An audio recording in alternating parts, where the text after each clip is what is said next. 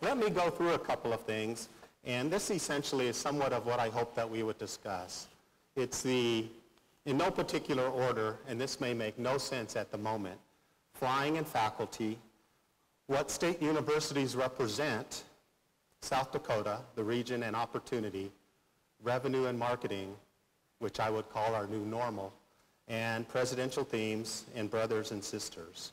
And so let me shift into some of that right now, because one of the things I noticed most when I first arrived here just 7 weeks ago was this very strong can-do spirit. And I've said that a number of times. This campus community has a very strong can-do spirit, but I've also noticed this very unique and strong sense of optimism. An optimism that says we can, as an institution, define ourselves to be very unique, very bold, and very responsive to our community.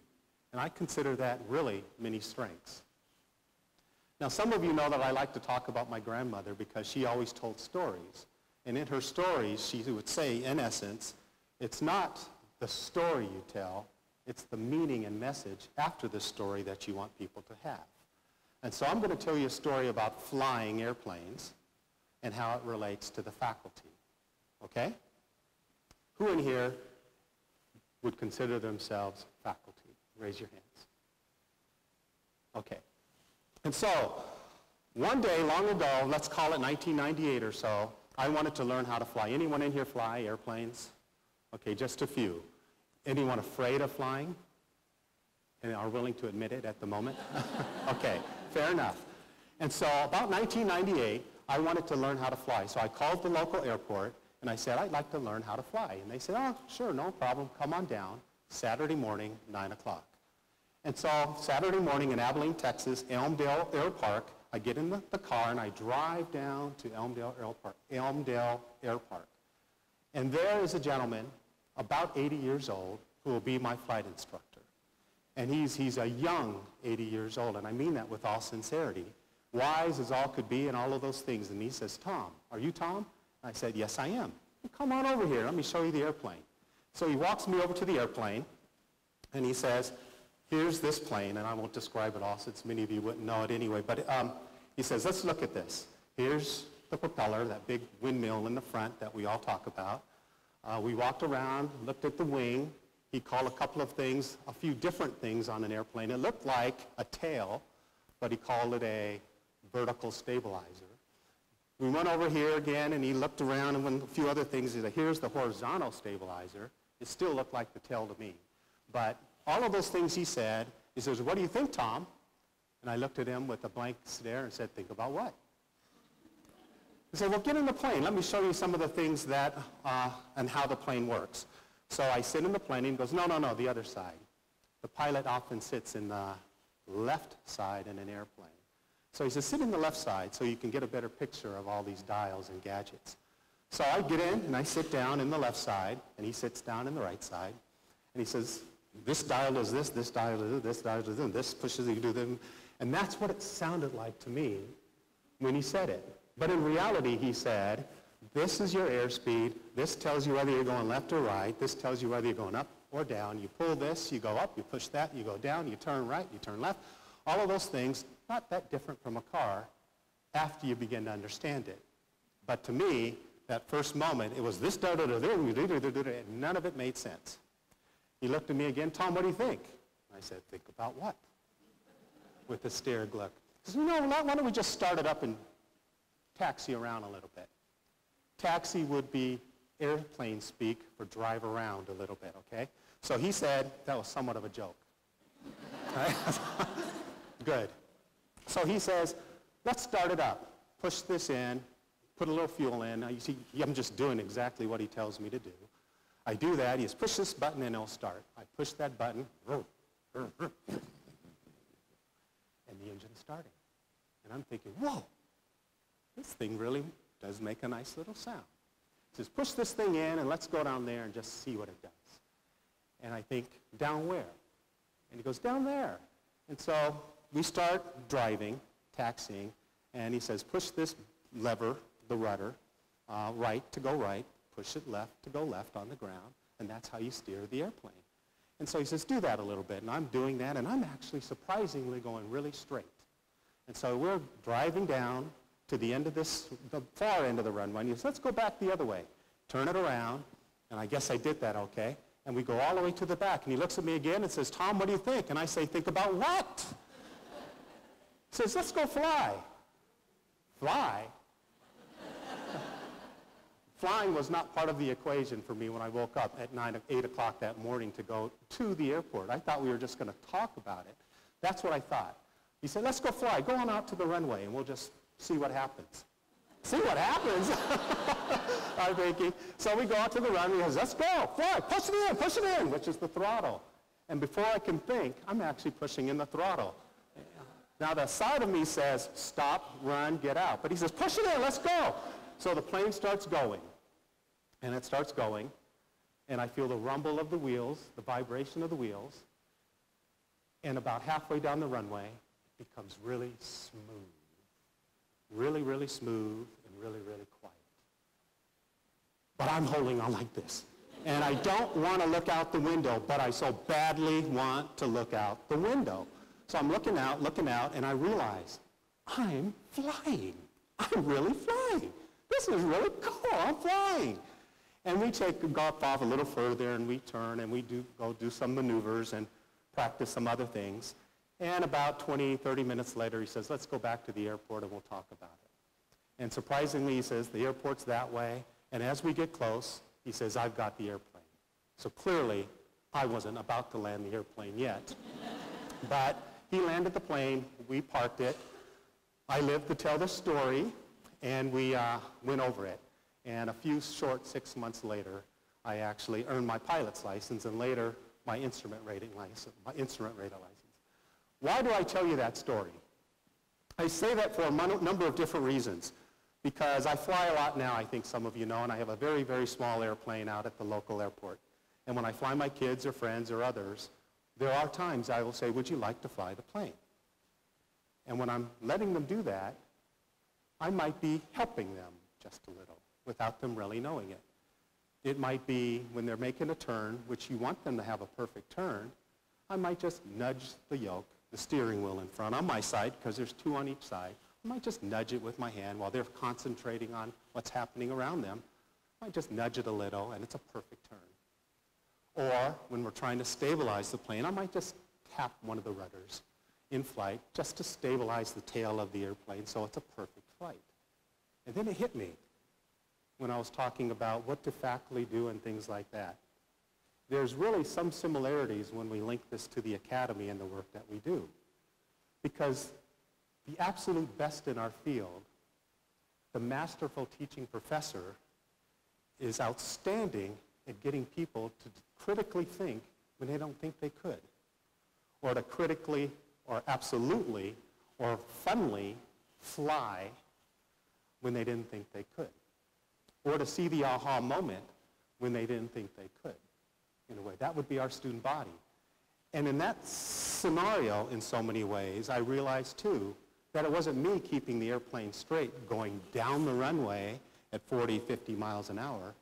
There was someone on the right side nudging it just a little, tapping the rudder just a little. So while I thought I was doing a great job, he was helping me ever so slightly to become a really, really good pilot. And in the end, I realized that he helped me become a really good pilot, just like many of our faculty do the exact same thing without a student ever, never knowing it. And that's the strength of the work that we do in higher education in the academy. Does that make sense? So I want to talk a little bit more about our faculty, and I say this in a really good way, because I think at the roots of all that we represent is student learning. That's what we actually hope occurs in the business of higher education, that we stand before our students, coach them, guide them, mentoring them, and at some point in time, something goes off with them, and they learn something. It could be anything, but they learn a little bit about something, and I'll get into that in a little bit, in a little greater detail. I believe the foundation of our work, though, is really that of the professor. I think it has always been and will continue to primarily be the professor that is the foundation of our work at a university. And that's fairly significant in a lot of different ways. Let me just talk about that in just a moment, because my sense from the beginning here at BH is that our faculty are very passionate, grounded, engaged squarely in their discipline, and squarely focused on student success. And some of you have heard me say that before, but I actually really believe that. And for the past 7 weeks, that's really what I've heard about this university most. The focus of the teaching and research faculty that we have on their discipline and their commitment to engaging students in a very meaningful way.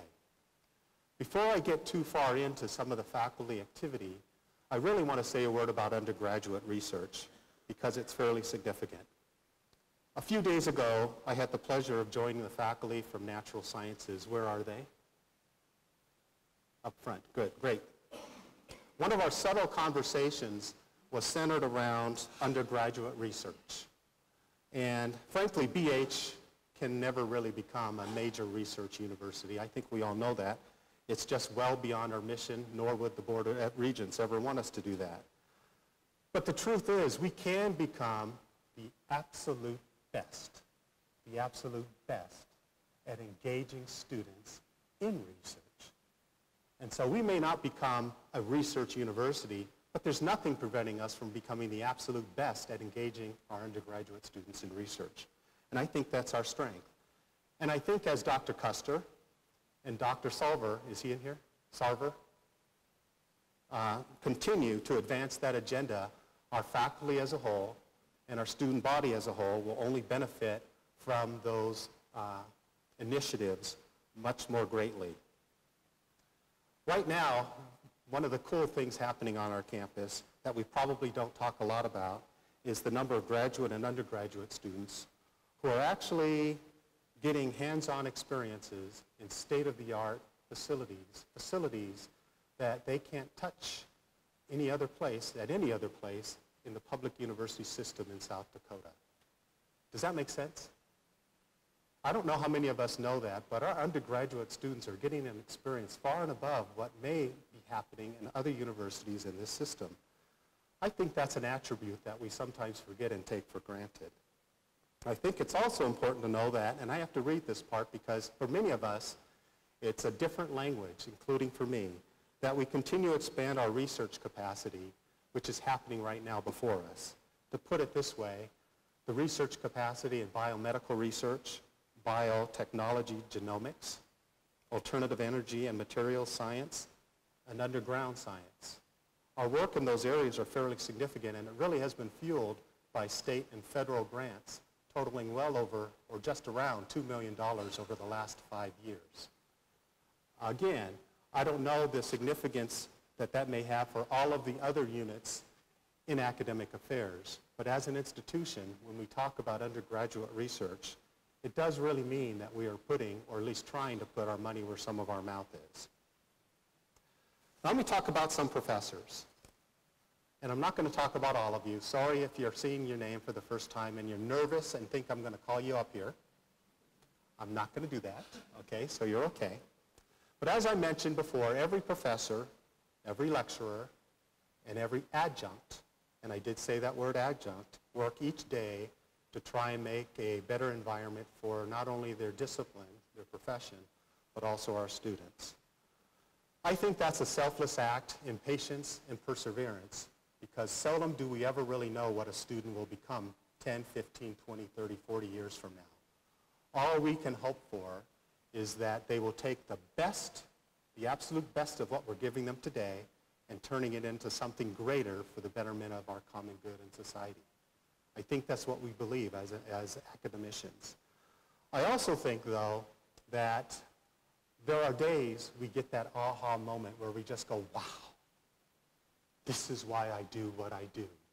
When that student, and you're talking to that student, and you realize when you look into their eyes, and they got it, just for that moment, and you say, I am doing what I'm supposed to be doing.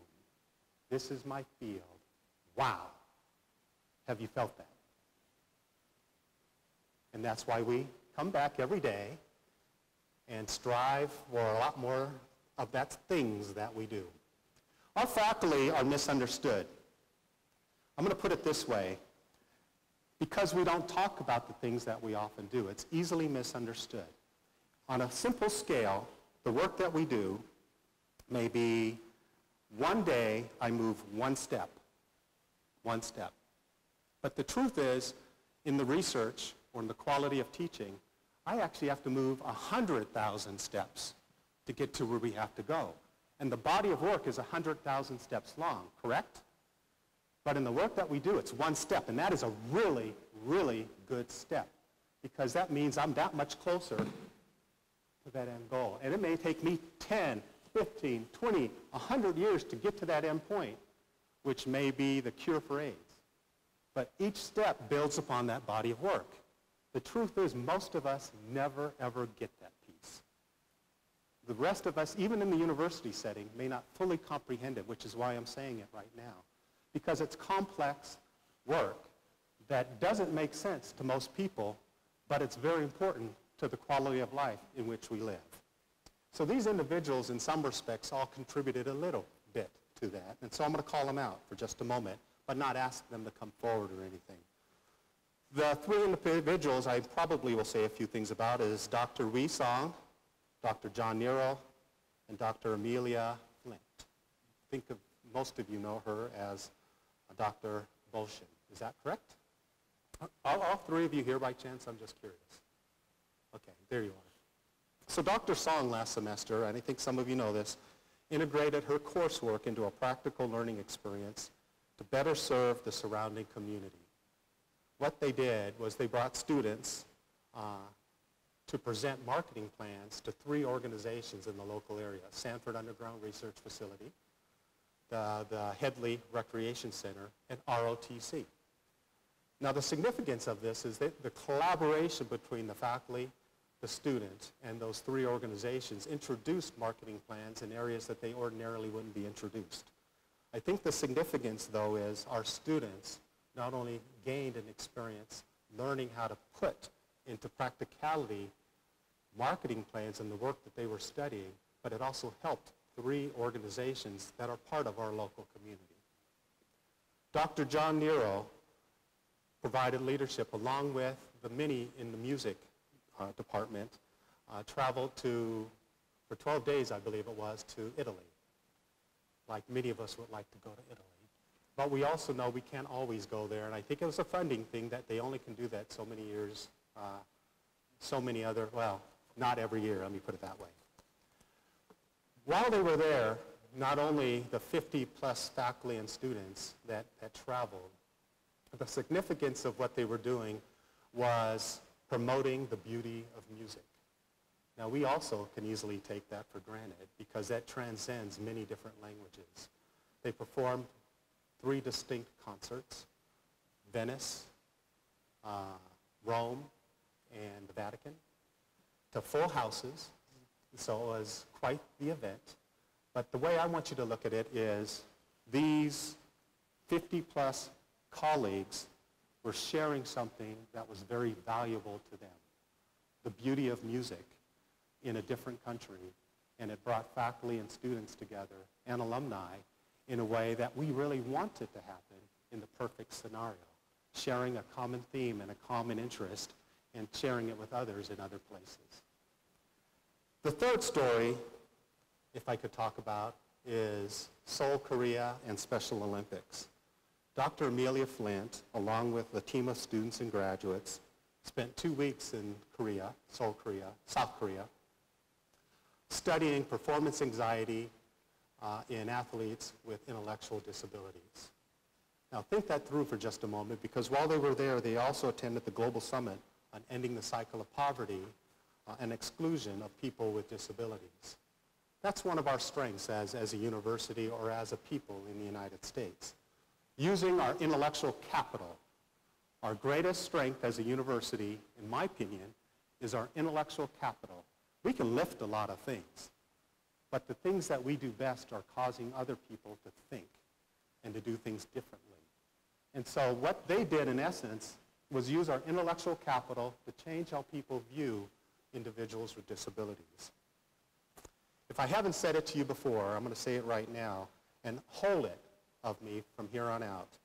Faculty are very important. They're important to me, and they're important to this university. So if you will join me right now in acknowledging Dr. Sarver, Dr. Song, Dr. Nero, and Dr. Flint, and all the other faculty here for the quality work that they do on this university campus.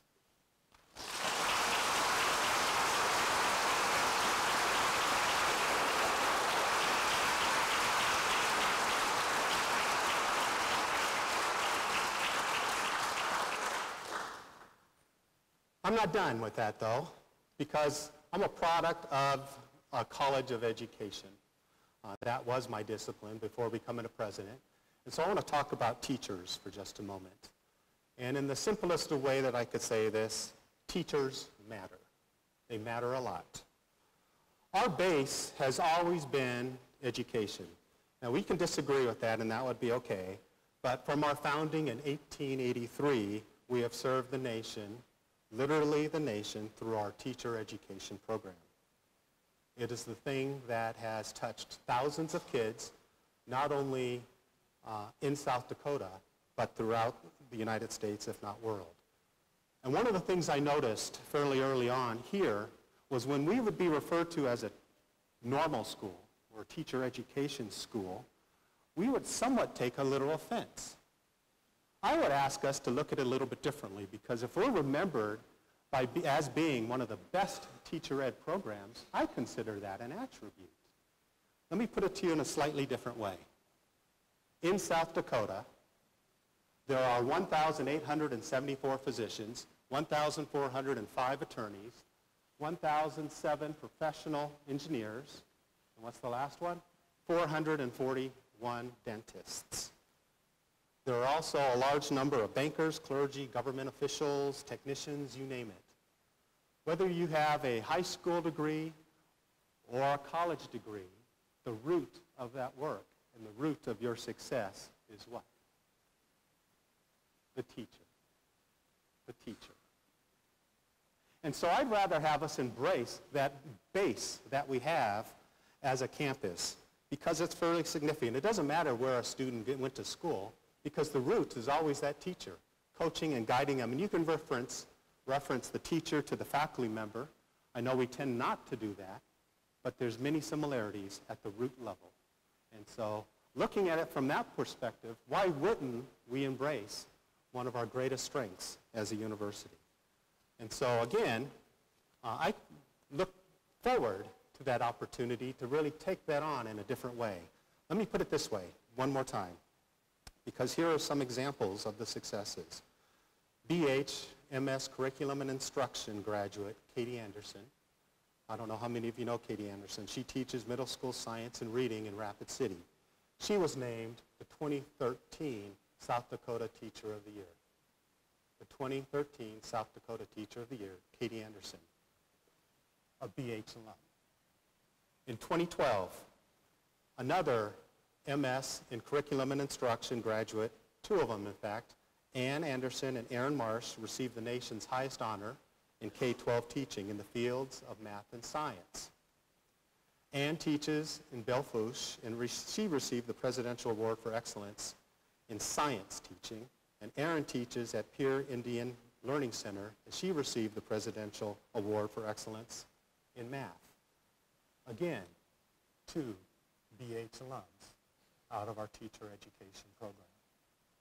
So when we think about the strength in our base, let's embrace that one and toot it loudly for everyone to hear. Absolutely, that's what we are.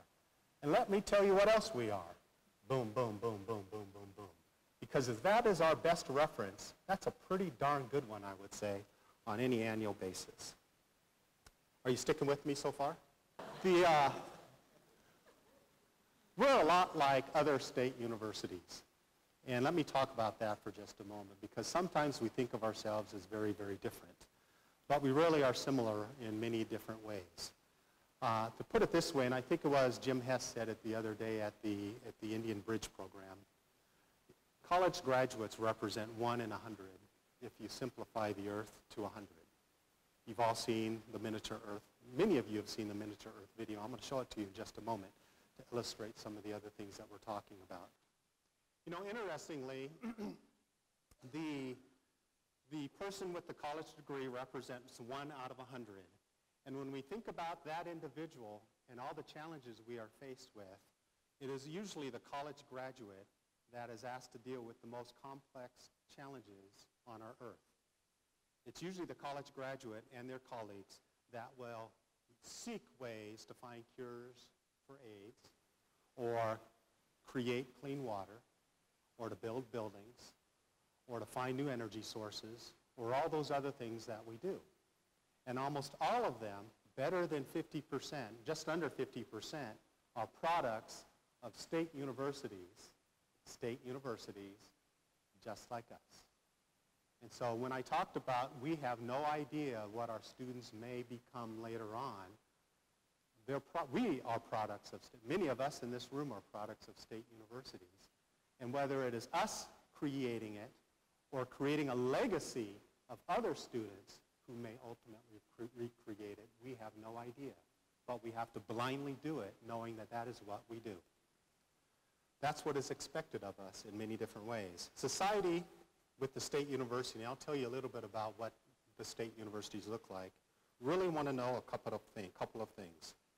They want to know that the value, and I'm talking about the citizenry that is out there, the value of providing money to a university is worth it. They want people who come to a university to find gainful employment afterwards, really to help the greater good in society. They also want to know that if we ask society to raise the cost for higher education, that they're going to get a good investment, rate of return on that investment. It really is the public's investment, and it may be one of the areas we've always fallen short of in at least the last decade, if not 2 decades, selling why it really matters as a university to earn a college education and why that investment has a greater return if you finish your college degree. And I'll talk about that in just a quick second. What we really look like is this, and this is not that unusual. We are a member of ASCU, the American Association of State Colleges and Universities. It's a collection of different universities that form to share resources and help each other out. That's much like many of the other organizations you're part of collectively. What this slide really is trying to present is if you look at all of the ASCU universities, 38% of them are located in small towns just like Spearfish. Small towns just like Spearfish. 49% of all bachelor's degrees are from public 4-year universities just like us. You can see some of the other things there. Those same state universities, and take a good look at this, 66% of them offer degrees in education, 55% business, 57% health professions. Doesn't that seem strikingly similar to us as a university right now when we think about the colleges that we have and the programs that we offer? And so when we talk about how do we want to be unique as a university, we're really like many of the other state universities, and we're carving out a very small niche to redefine ourselves in a very significant way. That's our challenge as a campus community in distinguishing ourselves because we're so much alike in regard to many of the others. Does this make sense so far? I'm sorry, say that again.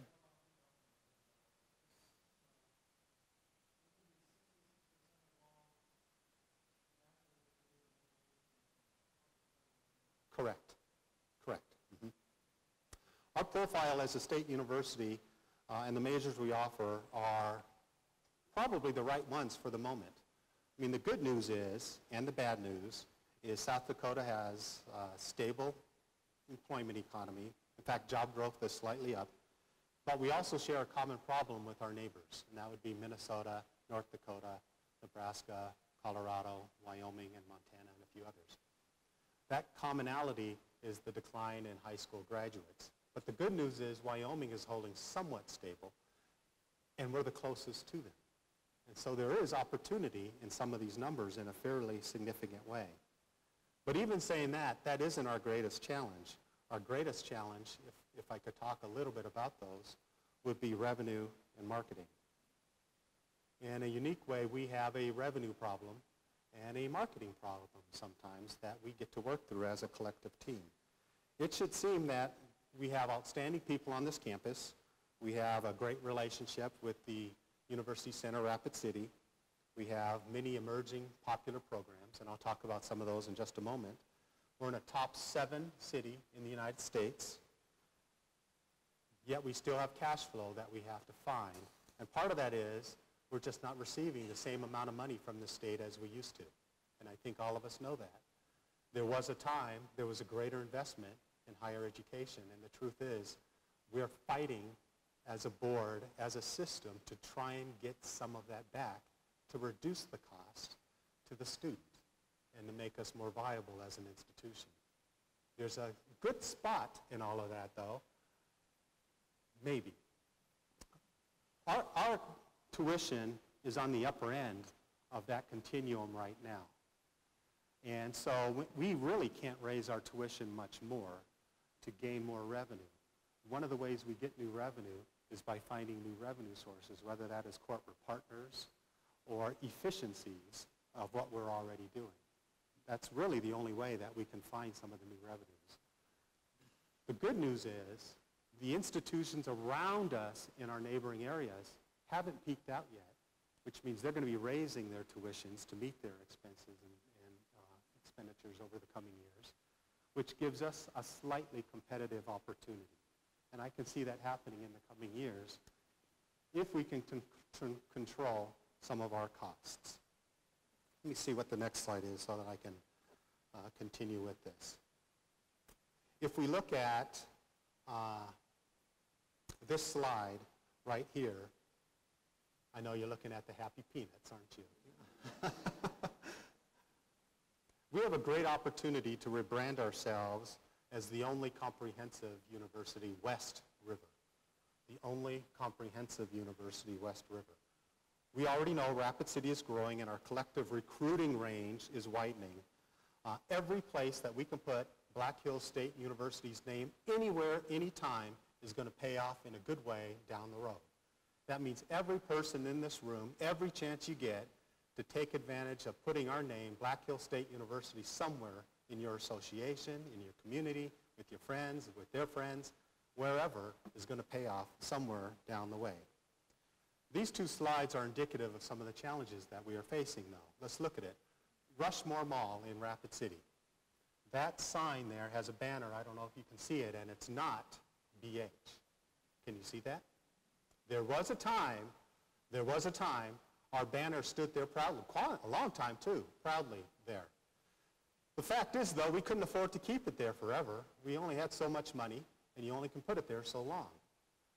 So my question to you is, by removing our banner because we no longer could afford it, did we help another university? And in helping that other university, did we lose students ourselves? You see the quandary? Because we easily can take hits about spending money for marketing. But how many students did we lose by not being able to afford keeping that banner there? And if we gain 1, 2, 3 students, in some respects, over a course of 4 years, if not a lifetime as an alum, that easily funds new FTEs in any academic department. That's easy math if you can follow that continuum. And so I don't know how many students we lost, but I do know all it takes is 2 to 3 to pay for that banner in the long run, if we can capture that in a different way. But that's part of our challenge. We just don't have a lot of resources. The other one is peanuts. And this may seem odd, but it's true, and this is a real picture. I've flown and traveled to the Philippines a number of times on different service trips. And while there, these were some of the peanuts they offered. And the unique part is the brand is Happy, and you can see on the label, less grease peanuts and chicken adobo flavor. Now, if you don't know this, who wouldn't mind less greasy peanuts? Fair? Most of us probably, some of us like it, but some probably wouldn't, so that's a good thing. And if you're in the Philippines, the most popular dish is chicken adobo, and it's one of my favorites too. It's delicious. And so if I was rebranding or wanting people to buy my product, this makes sense to folks there because I'm buying less greasy peanuts that taste like the best dish in the country, chicken adobo. Who wouldn't buy the peanuts? Would you? Probably, in a way. And it's working for them because they're selling a lot of those, including in the airlines. In a strange way, I'm not suggesting we become the peanut place of a university. What I am suggesting is we get to look at who we are as a university now. And the new normal is we have to be introspective in what type of university we want to be in the coming decade. And this is just one small example. We can certainly make peanuts the same way, but we're not going to reach a wider audience as a university if we don't modify something in what we're already doing. Are you following me? And it may be just a small, subtle shift, or it might be a slightly different twist on a name, not our name, but on a marketing campaign or something. Or it might be just playing to a different audience just so that we can get them to look at us. That is really important because doing exactly what we're doing now won't necessarily get us a wider audience. And no wider audience does mean simply we're not going to be able to afford the things we want to pay for, whether that is more faculty or different degree programs or more scholarships. Those things all kind of interrelate together. So I'm going to begin to take the downhill slide of what we're talking about today. And I don't mean this in a way because I'm moving on to the UCRC. I'm saying I'm on the back half of what I want to talk about.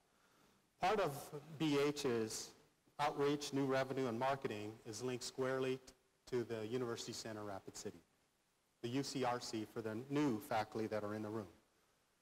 Nearly 87% of our curriculum is provided by BH, and nearly half of our overall students take courses through UCRC. You heard me correctly. It's approaching nearly half of all of our students taking courses at UCRC. Now the truth is South Dakota wants its citizens, more of its citizens, to earn a college degree.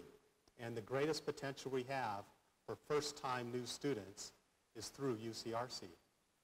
And the weird part about this is one of the strengths of the UCRC in the coming years may also be dual enrollment. We're already second in the state when it comes to dual enrollment, those high school students taking a course through BH. When we think about the asset of the UCRC, I want you to think about it this way.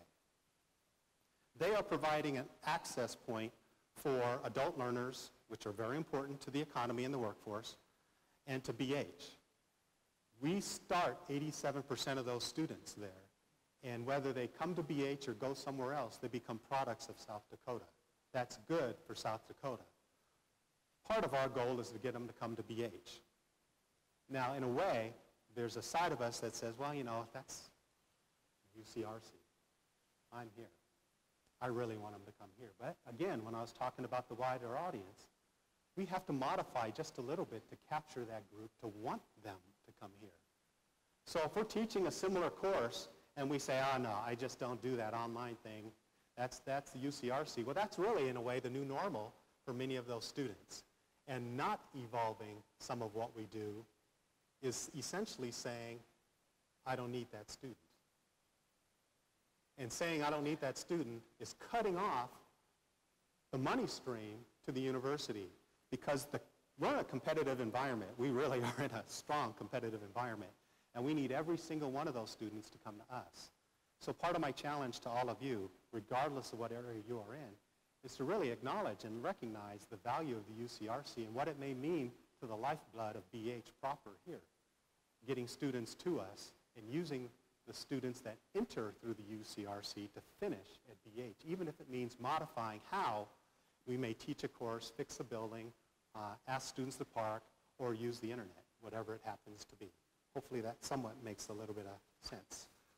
Now, over the last couple months, month and a half, I've been wandering around listening to a lot of different individuals, and I'll continue to do that. But the things that I've been hearing are really clustered into about 4 different themes. I am not calling these priorities, even though I've said that somewhere else. These are not priorities. These are themes. These are not goals. They're themes. Whatever you do, don't get ahead of me. These are just talking points that I use because as a new president, people ask you, well, what do you think?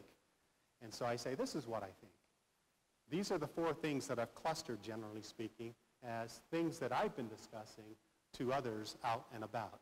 They fall into external relations, student success, faculty teaching and undergraduate research, and global education.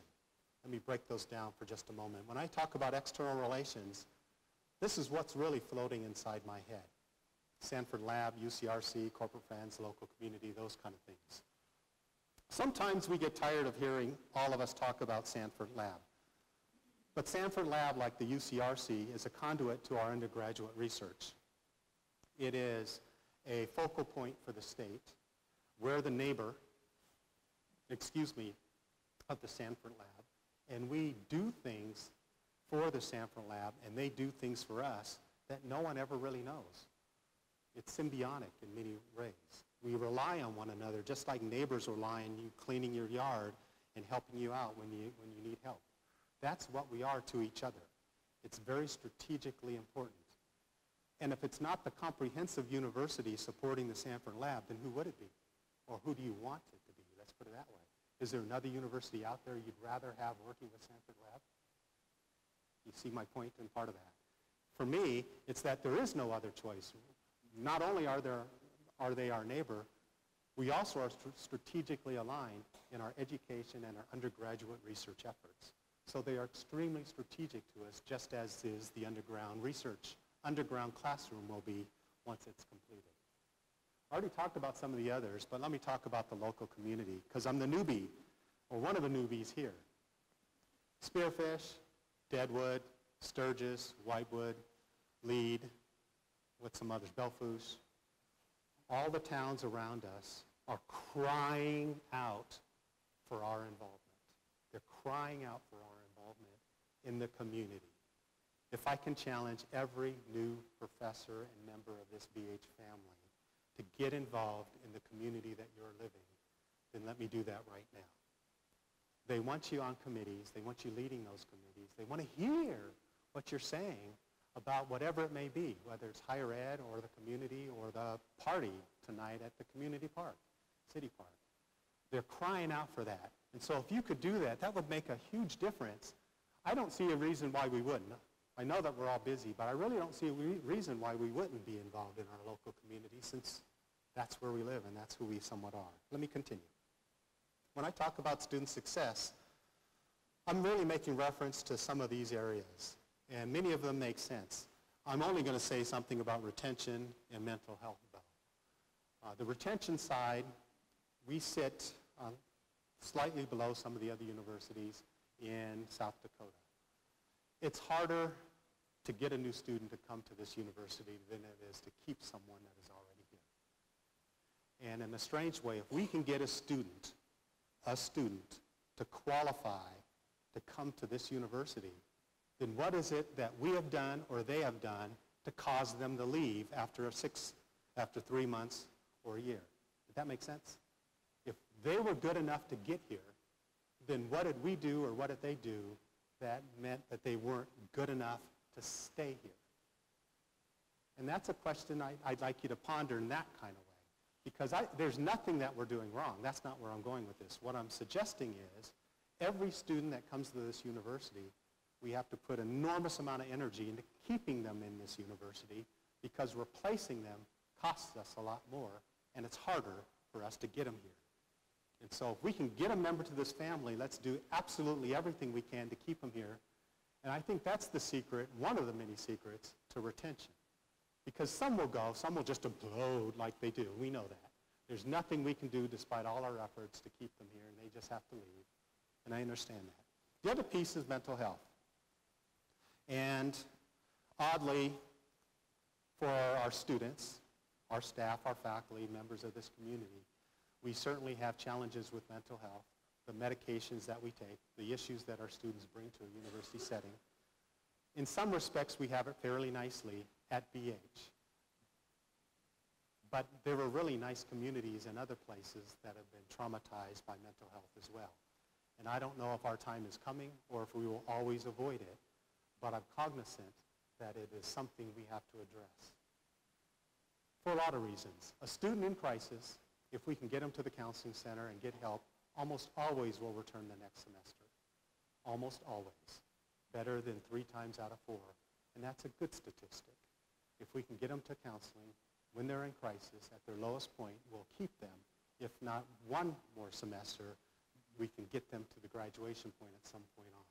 So for all of us in the room, if we see a student in crisis, let's get them there right away.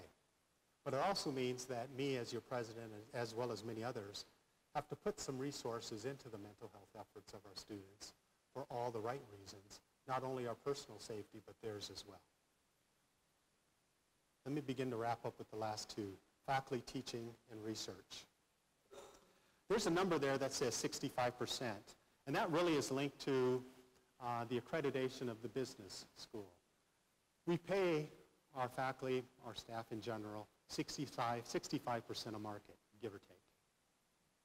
Now, I don't know if that's a good number for you, but I'd rather have it at 110%. But, and my guess is you would too, probably 200%. But 65% is where we tend to pay for market. And that's not that far than some of the other places that we compare ourselves to. But it is a goal, or a hidden goal, of something we all should try and work toward improving over the next several years, raising that number so that we can be more competitive in a good way, or to help all of you pay MasterCard, one or the other. It's a significant thing. If you wonder what I'm talking about faculty development, I will use it in the same context when I talk about retention. It takes a little energy to get new faculty or staff members to this university. Whether they are lecturers or adjuncts, they're in the pipeline to becoming tenure track at some point in time, correct? And a number of you started off as adjuncts in Spearfish, working for this university, waiting for your shot, and you got it, and now you're tenure track, if not full. I don't know if there's any in the room, but there are those here. So our pipeline is that, in a way, in many respects. And so the cultivation of that, when we get you here to even adjunct, part of our effort is to get you so good that when the opportunity presents itself for you to be tenure track, you're the greatest you ever could be. You hold your own against anyone across the United States, and there's no reason we won't look anywhere else. In essence, we're cultivating our own who are already committed to BH in a very positive way. And that's just not our faculty. That would be everyone that is at this university. And so putting some resources into faculty development to cultivate not only those trying to become tenure track, but those in that full tenure pipeline, if not from associate to full, is a good thing. For the full professors, we're stuck with you forever.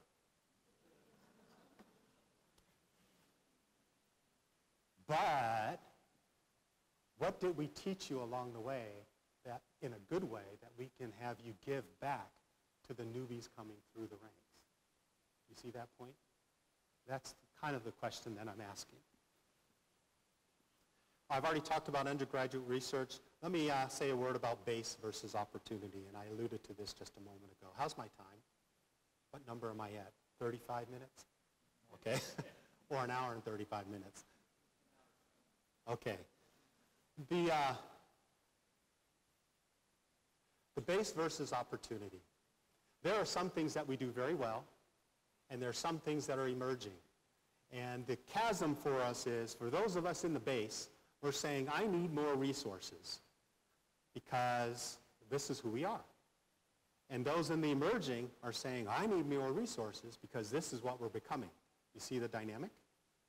And there's only so many resources, and it's just not the academy, although that's what I'm focused on at the moment.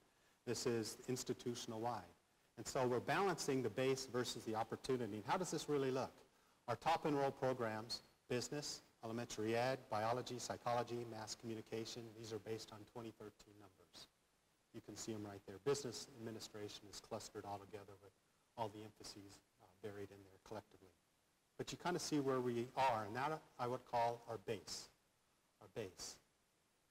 What you see here is where we're growing and what we're becoming and what students are signing up for.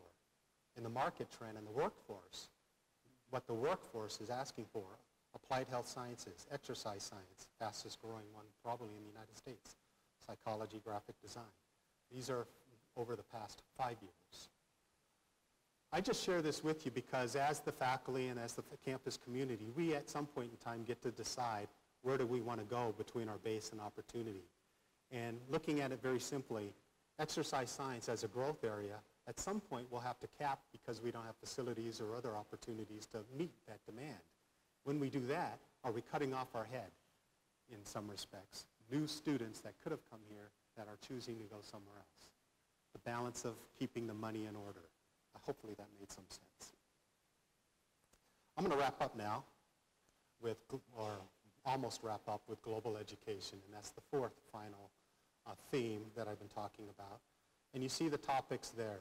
When I say global competencies, what I'm referring to is that our students who live in a global world today, maybe a little different than you and I, have the competencies to do the things they're supposed to do anywhere in the world.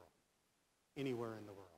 So when we graduate them from BH and they say, I want to go to Amsterdam or India or some other place, they are competent in that field, if not the culture, where they will thrive as an alum and make us proud in a significant way. So that's where I'm coming from when I say global competencies, that we can put ourselves in any environment and thrive, particularly our students. Service learning, I'll talk more about at another point in time, but I see the opportunity in essence that, and it's linked to international programs, there are countries that we could put our programs into and they will pay us for it, which is an emerging enrollment growth field for us. Imagine if we offered programs in Malaysia, had a campus in Malaysia. I'm not suggesting that, but just imagine it. We had physical programs in Malaysia, Malaysians paying us for those programs, adding 20, 30 different students to the program versus places where we go and provide intellectual service in service learning. Both very good, both very necessary, both hitting opposite ends of what we do as a university. I think that's part of our global education outreach. The last piece there is attracting international students to physically come to BH and be a part of the BH family here. The last section has to do with brothers and sisters, and I make this reference to refer to those in facilities, alumni, student affairs, athletics, technology, library, and all others. Before I became the president, there was a saying that I often heard, and it went something like this: be as kind to the groundskeeper as you are the president of the university. Be as kind to the groundskeeper as you are to the president of the university. And many of you have been very kind to me, but if I can now, as your president, say the same thing, sort of, because it's nice of you being kind. Be as kind to the groundskeeper as you are to me, because when those groundskeepers, housekeepers, facilities workers, all those other things aren't here, guess where they are and guess who they are? They are our mothers, our fathers, our grandparents. They're the people we go riding with or drinking with. They're the ones we see in Walmart or Kmart or somewhere else. They are part of this same family outside of this environment. And so that's who I'm referring to when I refer to the brothers and sisters of this campus community. Collectively, they have all had many great successes, and I'm only going to talk about a couple of them, and you see them up here. We're just a short couple of weeks, if not more than 2 months, away from the grand opening of the Joy Proctor Crouchen Alumni Foundation Center. If you haven't driven by St. Joe, you'll see a hole on one side, which represents the president's home. The single wide goes in next week. I asked for a double wide, but they said no. So but to the right or to the left, depending which way you're looking, is the new Alumni Center, which is a to-die-for facility, and one that I know Steve wants all of us to use at its fullest of capacities. One of the other great successes here would be the campus roofs and keeping the infrastructure in place and changing some of the lighting to be more energy efficient. But the one I want to talk about before I read some of the final notes would be trees. It was last year, many of you know, we lost 250 trees destroyed because of Storm Atlas. I know for many of you this was devastating, really devastating, because the majesty of a tree and the time that it takes a tree to mature is just so long, and you knew that you may never see trees there again potentially in your lifetime. Well, the good news is Kathy and her team and many others will be replacing up to, give or take, about 125 of those trees over the next several years. There's a plan to start as early as this fall, continue next spring, and keep going until at some point in time we've not only returned our campus to something predating Storm Atlas, but we've gone well past that in beautifying our campus using trees, as I will call it, making our campus a little more jungle. So as you begin to see tree planting going on, which was generously funded through FEMA and other things, you'll see campus begin to return to some of that life I've never seen, but many of you have seen before Storm Atlas. Hopefully that is good news. Also on this list, but I didn't put it on here, are many items I couldn't list. An example would be a curriculum library reorganized in the library to better meet the needs of the education faculty. More tables added for students in the library. Technology services has new mobile applications and are launching a new student portal sometime this next semester. Those are positives. For athletics, the summer BH students receive the RMAC, which would be the Rocky Mountain Athletic Conference for the new faculty and staff in the room. The Sportsmanship Cup for the second year in a row, we received the Sportsmanship Cup. And we also received an award in 3 of our sports for having the best GPA in those sports, indoor and outdoor track and women's softball. Something you probably didn't know was, and this sometimes is one of those hidden secrets in athletics, is that the whole BH athletic team in totality has an overall cumulative GPA of 3.01.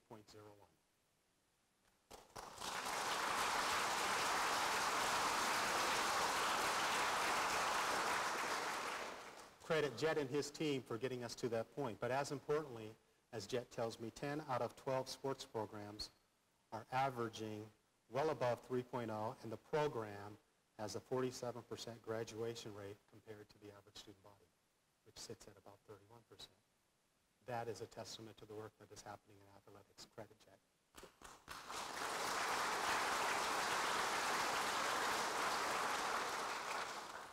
I'm almost done, folks. I'm going to show you a video that was just created by Kristen, Ryan, Adam, and Jen in marketing, in communications and marketing. They put this together hopefully to put a little happiness in your day today.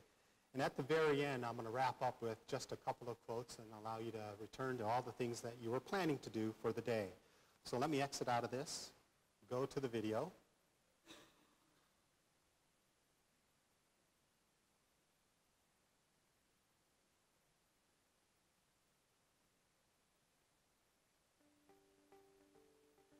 We are Black Hills State University.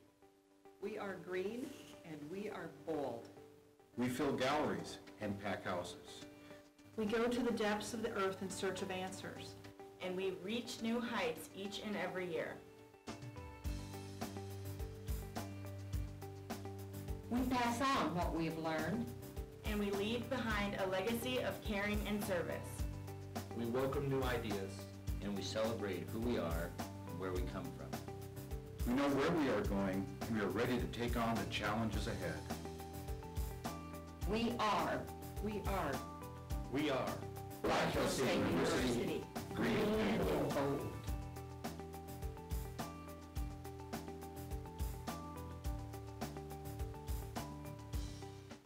What you think?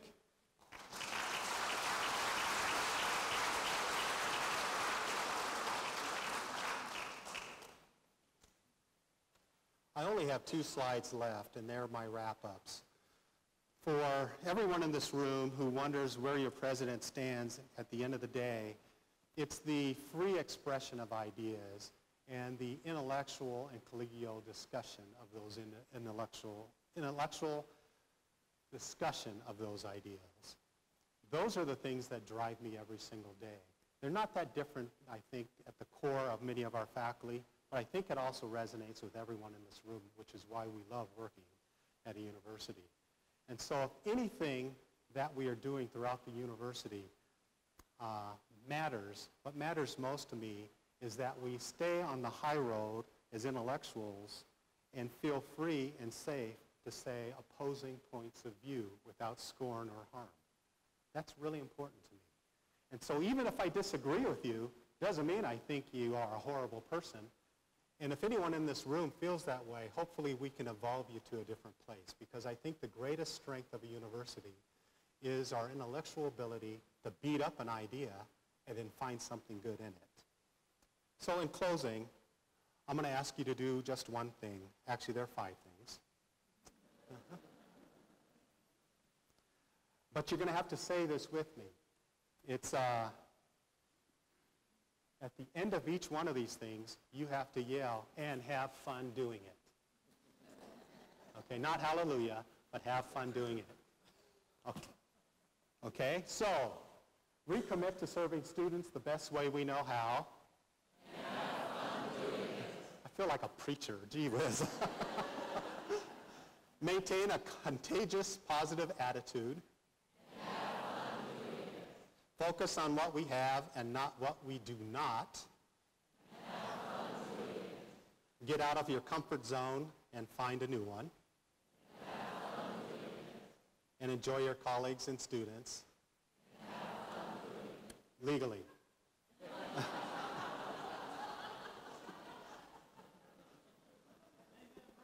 There you go, there we go. Thanks all of you for your attention today, and have a wonderful day.